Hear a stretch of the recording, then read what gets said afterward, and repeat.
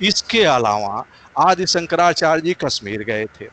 कश्मीर में राज तरंगड़ी है जिसमें कल्हड़ ने 1148 ईस्वी में लिखी थी।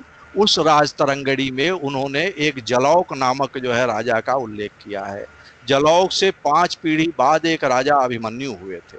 तो उन्होंने अभिमन्यु के लिए कहा है कि अभिमन्यु राजा उस समय हुए जबकि जो है वो गौतम बुद्ध के निर्वाण के 150 वर्ष हो चुके थे।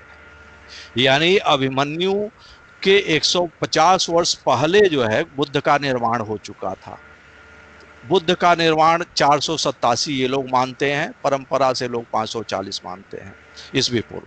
तो 487 अगर हम मानते हैं तो 337 ईस्वी के करीब जो है वो अभिमन्यु राज्य कर रहे थे। उनसे 5 पीढ़ी पहले राजा जलौक थे।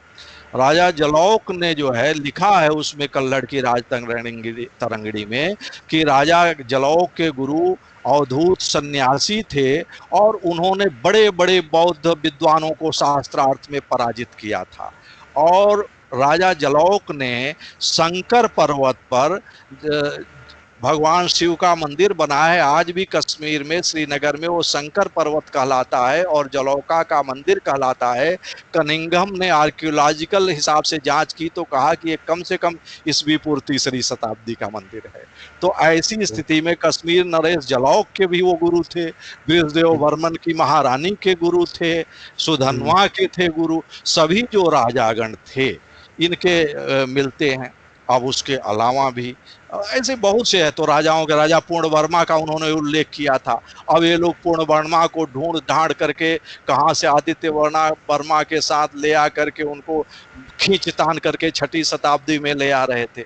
हमारे अनुसंधानों में अभी नई पुस्तक में आएगा कि ये पूर्ण वर्मा जो है वो बद्रीनाथ धाम के उधर के राजा थे, वहाँ के ये राजा थे और शंकराचार्य के बड़े भक्त थे।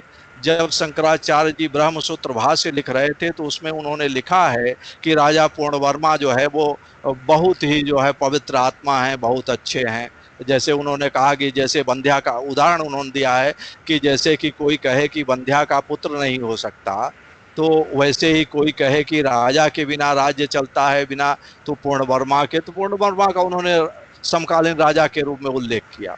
और लेकिन जब वो छांदोग्य उपनिषद भाष्य लिख रहे थे, 1-2 साल बाद लिखे होंगे, उसमें उन्होंने लिखा है कि ये जो राजा पूर्णवर्मा का वंश राजवंश है अब मृतप्राय जैसा हो गया है, क्योंकि इतना गुणी सर्वगुण संपन्न राजा पूर्णवर्मा नहीं रहा। यानी उसके वो मर गए थे पूर्णवर्मा। अब तो वो पूर्णवर्मा का कत्यूरी राजवंश की पूरी राजवंशावली उपलब्ध है।